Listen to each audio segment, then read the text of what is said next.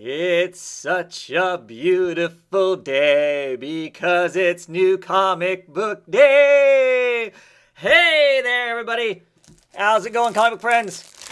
I'm Travis. Time for the comic book haul, right? New comic book day. Whatever. Anyway, 18 books this week. Getting to be a little more of a reasonable poll. It's funny for some people, like, holy crap, 18 books. But, I have been kind of hitting about 20 books lately, it seems like. Other than last week, which was the weird 5th week. But anyway. So let's see what we got. Oh, they like to give out those free faith books, don't they? That's kind of funny. More. This is IDW stuff. Revolution, Prelude. Zero Interest, G.I. Joe, Transformers, ROM, Micronauts, Action Man, Mask. Strike Command. All mixed together in something or other. Some of those were fun toys back in the day, but nothing I am interested in reading. So, let's talk comics. First up is the new book from Aftershocks Comics called Alters. I have already been seeing quite the stink online about this book, so I'm really curious to check it out for myself, see what I think about it. I mean, it's potentially a hotbed of controversy. Main character is a trans woman who feels like she can only be who she really is when she is putting on her alternate identity as this superhero who I believe his name is Chalice. There are other superheroes in this also. I think there's a quadriplegic superhero in it, or is going to be in it. Largely interested because the fact it is a superhero comic that is not the big two, so it's not tied down into the all that's tied into the big two comics with their superheroes and what they can and can't do and whatnot. So that's a large interest of mine. I am interested in to see what the story is with the trans character. Feels to me like it's one of those minority groups that we don't hear a whole lot about. So curious to see what kind of story is going to be told as far as that goes. And hopefully it ends up being a decent story. Paul Jenkins is the person who does the writing on it. I know Paul Jenkins from lots of the old Vertigo Hellblazers work and whatnot. Liana Les, I am not familiar with her. That is the artist. So we'll see what that ends up being like. Batman, issue number 6. Clearly, Gotham Girl still suffering from the fear by that cover anyway. We'll see where this story goes. It's been kind of a rough read. It's had some real oddity parts to it, so curious to see where we're at. Issue 6 now. That's 3 months into the title. 6 issues. Kind of feel like we should be cemented as to what we think we're going to get for our story. This many issues in. I don't know. Cyborg. This is Cyborg Rebirth. This is one of those rebirth things. I'm guessing it's going to give us kind of an introduction to the character in some sense or another. I'm just kind of curious. I'm not a huge Cyborg fan. Don't dislike the character. Separate Junior, African American author, I believe, who this might be his first stab into comics. From what I can kind of remember back when they did the Rebirth announcement stuff, they had him at that panel there at WonderCon, and he did a little bit of talking. Sounded like he might do some interesting things. The whole, man or machine stuff. Maybe we'll get some interesting story being told there. And yeah, be curious to see what we end up with as far as that book goes. Of course, I don't put a lot of stock in the Rebirth issue just because they haven't been that good, but some of the other issues have been good as far as just the regular part of the series. So, Doctor Strange, issue number 11. Different artists in the book. That's okay. We'll see where the book ends up going to. I love that cover. That split cover is kind of fun. The wrecked Doctor and the traditional, what we traditionally see as Doctor Strange. Where's this story going to go to now? We survived the whole end of Magic War thing and stuff. What's next? Curious to see what that ends up being about. This is a title that very quickly is going to be called Now Doctor Strange, so bear that in mind once again when you're ordering your books or whatever. So here is Ever After from the pages of Fables. So Ever After, I've read like the first 5 or 6 trades, I think, of Fables. I do enjoy it. They kind of ended Fables. Clearly, Vertigo wants to get some sales up and running again. So, why not bring back one of their best-selling Vertigo titles? I would guess it's part of that where this comes from. Justice Sturges Moore and Wigham. Justice, I'm assuming, is a writer. I know Sturges is a writer. Matt Sturges has written a lot of side stories for Fables. House of Mystery wrote for Fable. Wrote for Vertigo also, as far as other titles that he has done. So we'll see what ends up. This I have no idea what the story's about. I gain it because, of course, I get the Vertigo bundle to get the books 50% off. And so I end up with books that necessarily says something I would have put on my poll, because probably not. I probably wouldn't have put this on my poll just because I haven't been collecting the Fables. The Fables I have read have been borrowed trades from other friends. A collection that I probably want to get at some point. I have, like I said, I have enjoyed it as much as I have read it. So we'll see. See what it ends up being like. Green Arrow. Sins of the Mother, Part 1, issue number 6. Different artists besides our 2 artists that have been cycling between the 2 of it. Trying to look to see who did. Not exactly sure who did the cover. I like the cover. The cover's kind of cool. We'll see where this goes. I thought we were going to be on an island and that kind of stuff. I don't know. I've been really enjoying Green Arrow, though. Curious to see what the next arc is going to be like. But very cool. Harley Quinn, issue number 3. My basic opinion of Harley Quinn. Yeah, okay, whatever. It'll be at the bottom of my pile to read, and chances are, who knows if I'll even finish it. But I do like Harley Quinn and Poison Ivy together most of the time, so that might help me push through reading it. Justice League, issue number 4. One world destroyed, and only Superman can save ours. I've been really enjoying this. I've been loving the big shot panoramic storytelling of it. I'm curious about the kind of unease they have with the new Superman. I like those elements, so I'm just kind of curious to see where the story goes. I've been enjoying it all the way along. This is the first issue that doesn't have Tony Daniels on art, so we'll see what that ends up being like. I've really been enjoying Tony Daniels' art. Been enjoying the colors of Moray on the book. So we'll see where that goes. Like I said, I've been enjoying Justice League though. Kill or Be Killed, issue number 2.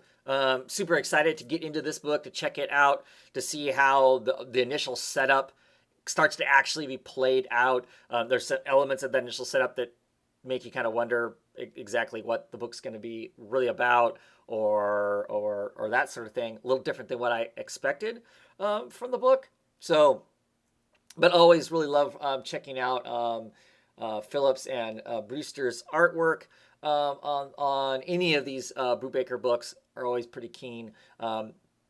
There's just good storytelling with Brubaker anyway. This just has some story elements that are a bit, I don't know, different. So we'll see what that ends up being like. What do we got next? Nightwing, issue number 4.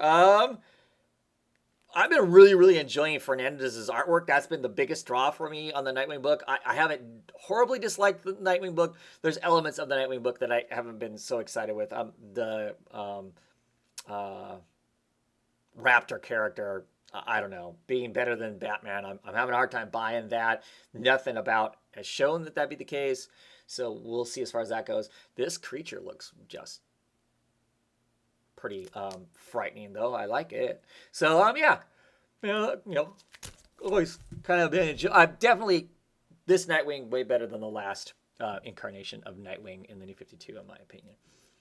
Rise of the Black Flame. Really looking forward to digging into this. This is a miniseries, issue 1 of 5.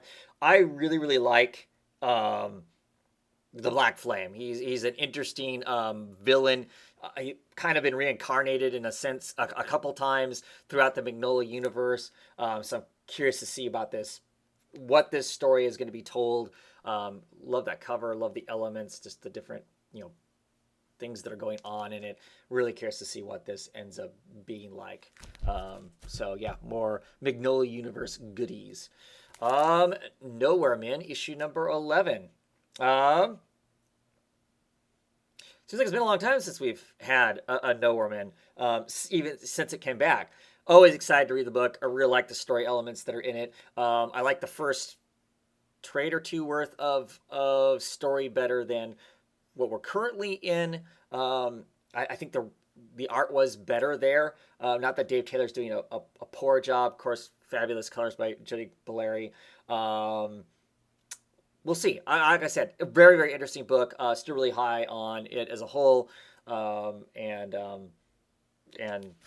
happy to see another issue of it. I was just thinking about like I saw somebody else pointing out that they had picked it up, and I was thinking, man, it's been a long time since we've seen They're Not Like Us, and that is also another book that is written by Eric Stephenson, who is like the biggest mouthpiece for of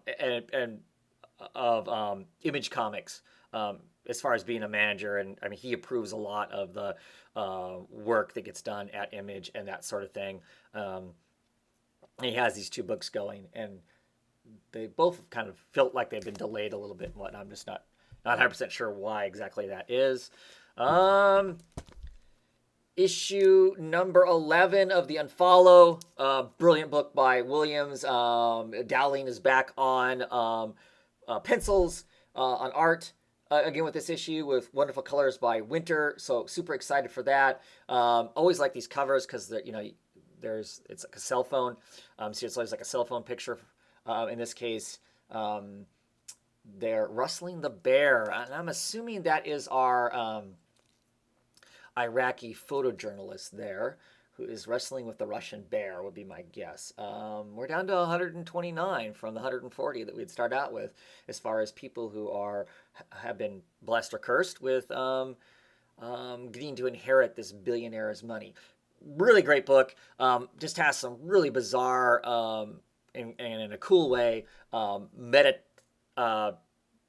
stuff goes on in it that is clearly shows that the story isn't simply solidly reality based kind of thing, and that just makes it all the more intriguing. It's not simply just a matter of that there's 140 people and they're slowly being hunted down or hunting each other down, because the less of them there are, the more money each of them get. That there's all this other elements that go on that really make it really an intriguing story.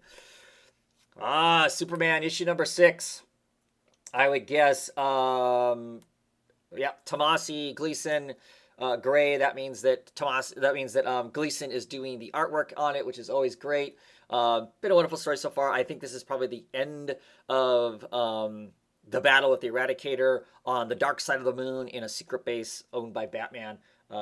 Really curious to see how that all ends up out at the other end of this. And do we get Crypto back out of Eradicator before they take Eradicator down? Curious to see. First official issue of Supergirl. The rebirth issue was pretty decent, making me really interested to see where the book is going to go from there. We'll see. I think this is the regular artist in the book, a different kind of a style, a much more youthful, cartoony kind of a style, I believe. Like you're seeing right now in a lot of current animation, things that are on Cartoon Network and that sort of thing, I think. But I'm okay. We'll check it out. Looking forward to seeing what kind of things Orlando tells us with Supergirl. I'm excited to see her back being a high school student, and maybe we get to see those kinds of elements of her just living the daily life besides the superhero elements. So that'd be pretty cool. Book I'm always super excited about. This is issue 10 of Sheriff of Babylon. last issue was left on kind of impressive cliffhanger with somebody with a suicide vest, really close to what we pretty much consider some of our main characters in the book. Excited to see how that all pans out and what is next. Super smart book by Tom King and Mitch Geralds. Yeah, can't say enough great stuff about it. It's just really intriguing, really smart, and intense book. A lot of ways. So, Revival, issue number 42. We're starting to roll down to the end. Anybody's guess is what's going to happen at this point. All kinds of crazy stuff have been going on. How close are we to having babies in it? How close is the entire town from just ripping this whole quarantine zone apart? Lots of good stuff. And like I said, we're rolling into that last year of Revival, and I'm just curious to see how it all ends, what kind of answers we get or don't get by the time the whole thing is done. Because I'm guessing we're going to get some that we're not going to have answers to, because you know what? The world is full of all kinds of mysteries that we don't get all the answers to, right? And finally this month, it is Paper Girls issue number 9. Wonderful pink cover. Can't say enough great stuff about this book. Also, great art by Cliff Chang. Brian K. Vaughan is writing this really fun, kind of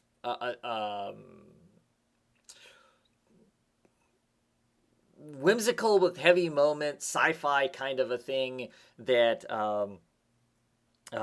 keeps you laughing, keeps you questioning what's going on, and also gives you these moments to kind of think about, what would that really be like? And I love having all those elements in a book. It's just great. And yeah, top of the list to read also. And that is it for my books this week. Hope to see and or talk to some of you this weekend. Comic Roundtable. Well, of course, I'll be discussing some or most of these books. Who knows? And then hopefully next week I'll be talking also with a disembodied voice about them. And who knows what else comes in between. Anyway, thanks for watching. Those are my books. What did you get? What did I miss? I know I didn't get Glitter Bomb. I haven't seen anybody else talking about Glitter Bomb. It is a new book from Image Comics, written by Jim Zub, about basically a 40-year-old actress in Hollywood who has basically kind of been told that she is past her prime, even though she sees all of these old men continuing to get acting jobs and whatnot, but somehow she's touched her prime. And something goes on there. There's those kinds of elements, and there's some horror elements in the books for sure. I hopefully have a copy of that coming to me. I missed ordering number 1. I've ordered number 2, so I don't know how I missed ordering number 1. But at any rate, that's not in my pile, but I know I'm getting that. What else is out there? I know some other new books are coming out and stuff. What did I miss? Did I screw up not picking up that Aquaman and Action Comics and whatnot? This is the first week where I'm not getting a lot of those books. Was it a mistake? Let me know. Anyway, have a great one, everybody.